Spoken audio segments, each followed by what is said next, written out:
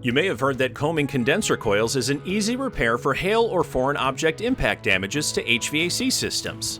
But HVAC hail claims are more complex. For one thing, not all hail impacts result in damage. While hail may leave visible marks on a condensing unit, these don't always affect functionality. When hail damage does occur, combing isn't a one-size-fits-all solution. Coil type, condition, and age may prevent combing from effectively restoring systems to pre-loss condition. Combing is only a viable option for traditional fin and tube coils because they are malleable. Spine fin and microchannel condenser coils cannot be combed. Even with traditional coils, the condition matters. Coils that are torn, corroded, or flattened too far may not be combed.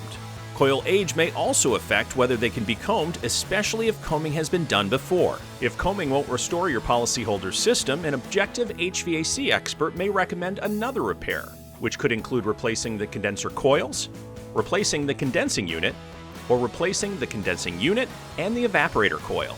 A full system replacement is only necessary if other solutions can't restore HVAC equipment to pre-loss condition. These are typically recommended to avoid refrigerant or efficiency mismatches that can happen if a replacement condensing unit is incorrectly paired with incompatible indoor HVAC equipment. Before settling any HVAC claims, also confirm that the reported cause of loss is accurate. Man-made damage or wear and tear could be reported as hail damage. Don't settle for combing the condenser coils without first getting an on-site HVACI inspection to verify cause of loss and the most appropriate repairs or replacements to return equipment to pre-loss condition.